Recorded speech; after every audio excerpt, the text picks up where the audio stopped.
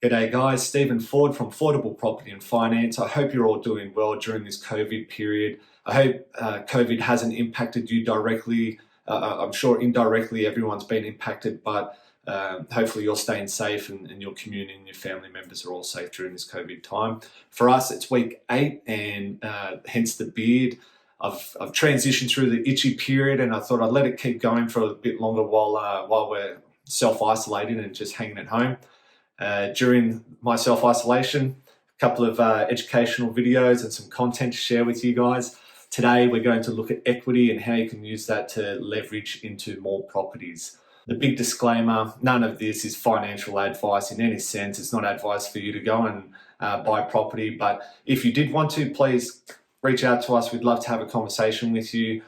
Before planning anything like this, then it's always worthwhile having a discussion with your tax professional as well. So, looking at our first example, in this scenario, I've just used a nice round number of a $500,000 purchase. I've used a property market growth rate of 5% year on year for 5 years. And by using the compounding growth, we're looking at about a $638,000 property value after 5 years, in theory.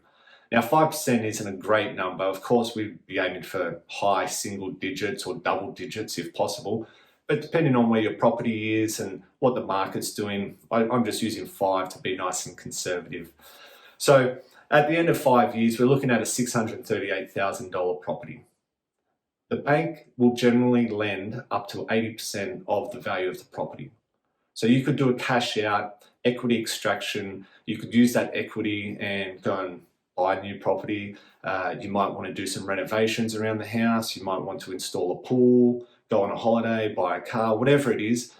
Whatever the purpose is, make sure you speak with your broker first, because some purposes require some form of evidence. So let's say you're going to do a large renovation. It's going to cost you $250,000.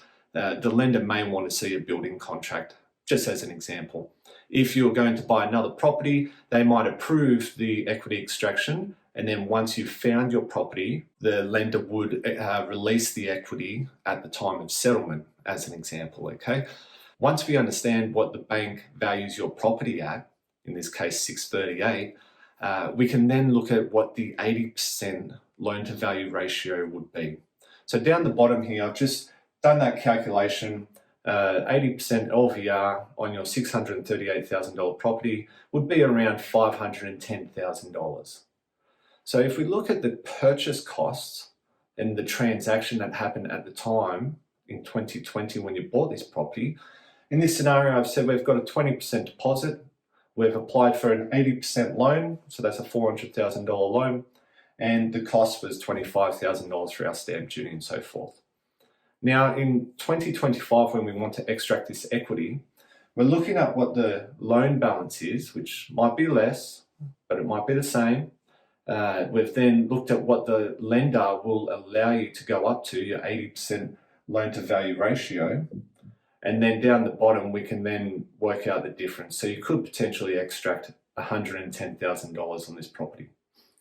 You've got your $138,000 worth of growth from when you purchased it, and we can now access $110,000 worth of equity to move on to our next transaction. Looking at the numbers it costs us to buy the first property, we would need around $125,000 to move on to make another transaction on a similar valued property. Hopefully you've saved $15,000 to cover the gap. Hopefully you've saved a hell of a lot more in that 5-year period, but we would need about $125,000. So we'll take our equity down the bottom, and then we'll take our savings that we've managed to pull together, and we're moving on to our second transaction. Same numbers apply. We're using a $500,000 purchase price.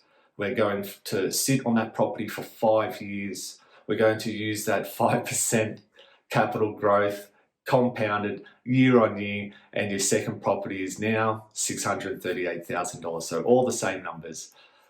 The loan we applied for was another $400,000 loan. We used our equity from the first property plus our savings. So again, all the same numbers. We should be able to extract another $110,000 from property number 2. That's if the growth is the same. That's if everything is working as planned, all right? Now, as we move on, this is where it gets just a little bit more complex with the numbers, so bear with me if you can.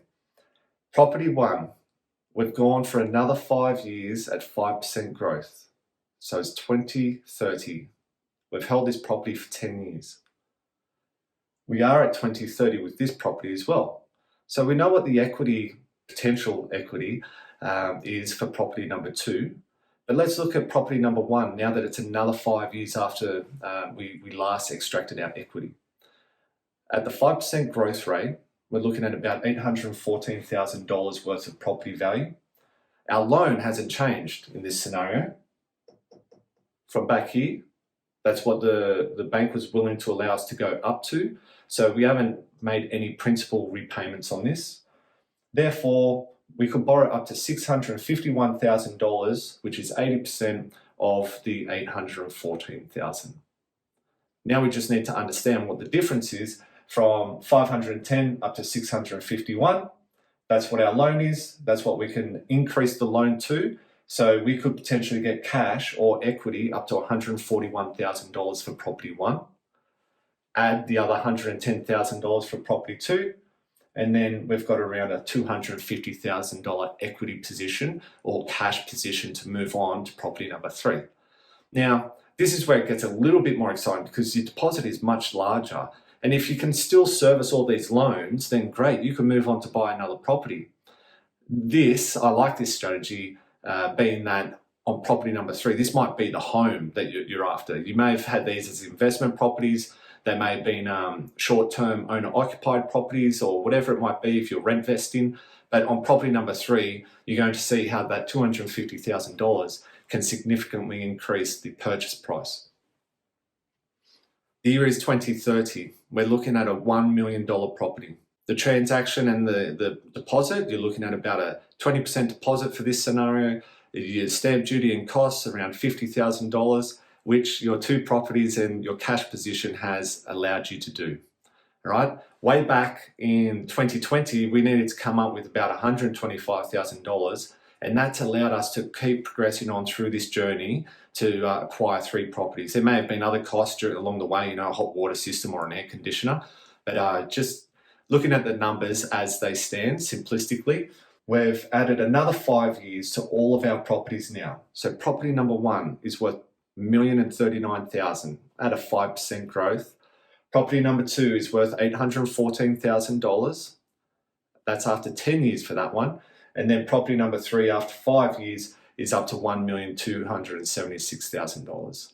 That leaves our asset position at $3,130,000. From $110,000 over here, $125,000, we've taken our money, our hard-earned savings, and we've acquired property, and our asset position is now worth $3,130,000 in theory again, or 5% growth after 15 years. Assuming you haven't repaid any of the loan, then your balance may be $1.9 million worth of debt. Okay, that's a lot of debt, but in this scenario, we're just looking at numbers simplistically. So our total asset value is around $3,130,000 in theory. Our debt position is around $1.9 million. And if you do the numbers to work out what the equity in your properties is after 15 years, $1.168 million.